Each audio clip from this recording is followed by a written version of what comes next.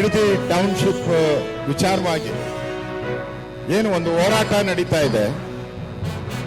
ಈ ಸರ್ಕಾರದ ದುಷ್ಟ ಮುಖ್ಯಮಂತ್ರಿ ವಿರುದ್ಧವಾಗಿ ನಡೀತಾ ಇರ್ತಕ್ಕಂಥ ಒಂದು ಹೋರಾಟ ಏನಿದೆ, ಇದು ಈ ಸರ್ಕಾರದ ಸಾವಿನ ಕೊನೆ ಮೊಳೆಯನ್ನ ಹೊಡ್ಕೊಂತ ಇದ್ದಾರೆ. ಯಾರ್ಯಾರು ರೈತರನ್ನ ವಿರೋಧ ಮಾಡಿದ್ದಾರೆ ಆ ಸರ್ಕಾರ ಉಳಿದೇ ಇಲ್ಲ ಇವತ್ತುವರೆಗೂ.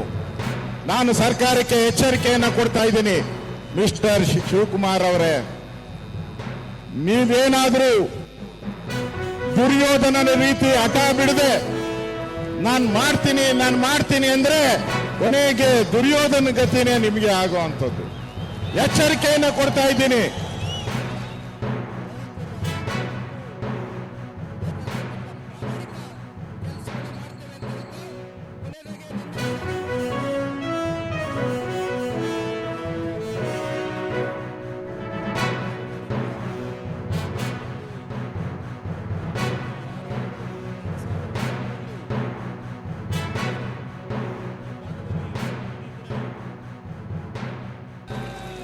ಇವತ್ತು ನಾವು ಇಲ್ಲಿ ಬಂದಿರತಕ್ಕಂಥದ್ದು ಯಾವುದೋ ಒಂದು ನಮ್ಮ ರಾಜಕೀಯದ ಸ್ವಾರ್ಥಕ್ಕಲ್ಲ. ನೀವೇನು 516 ದಿನಗಳಿಂದ ನಿಮ್ಮ ಹೋರಾಟ ಮಾಡ್ತಾ ಇದ್ದೀರಿ. ನಿಮ್ಮ ಹೋರಾಟವನ್ನು ಇವತ್ತು ಗೌರವಿಸ್ತೇವೆ. ಈಗಿನ ಸರ್ಕಾರ ಈ ಭಾಗದ ಶಾಸಕರ ನಡವಳಿಕೆಗಳನ್ನು ಏನು ನೋಡ್ತಾ ಇದ್ದೇವೆ, ಆ ಹಿನ್ನೆಲೆಯಲ್ಲಿ ಇವತ್ತಿನ ದಿನ ಪಾದಯಾತ್ರೆಯ ಕಾರ್ಯಕ್ರಮವನ್ನು ನಿಗದಿ ಮಾಡಿದ್ದು ನಮ್ಮ ಅಶೋಕಣ್ಣ ಅವರಲ್ಲಿ ಬಂದಿದ್ದಾರೆ. ಇವತ್ತು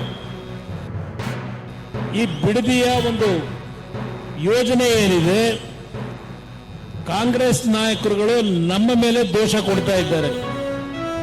ಬಹುಶಃ ಯಾರಾದರೂ 2006ರಲ್ಲಿ ಹಿರಿಯರು ಈ ಭಾಗದಲ್ಲಿ ಇನ್ನೂ ಉಳಿದಿದ್ರೆ ಅವರಿಗೆ ವಿಷಯ ಗೊತ್ತಿದೆ. ಬಹುಶಃ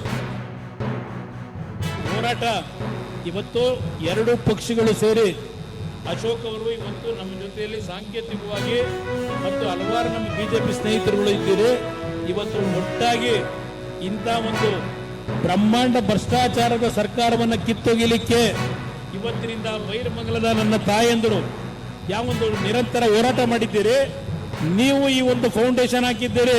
ಬೈರಮಂಗಲ ಭಾಗದ ನನ್ನ ತಾಯಂದರು ಸಹೋದರಿಯರು, ಈ ಫೌಂಡೇಶನ್ ಅಷ್ಟು ಸುಲಭವಾಗಿ ಈ ಸರ್ಕಾರ ಕೆಡವಲಿಕ್ಕೆ ಸಾಧ್ಯ ಇಲ್ಲ. ಮುಂದಿನ ದಿನಗಳಲ್ಲಿ ರೈತ ಪರವಾದಂತ ಈ ನಾಡಿನ ಹಲವಾರು ಸಮಸ್ಯೆಗಳಿಗೆ ಪರಿಹಾರ ತರತಕ್ಕಂತ ಒಂದು ದಿನವನ್ನ ಕಾಣತಕ್ಕಂಥದ್ದಕ್ಕೆ ಇವತ್ತಿನ ಪಾದಯಾತ್ರೆ ದಿಕ್ಸೂಚಿ ಆಗ್ತದೆ.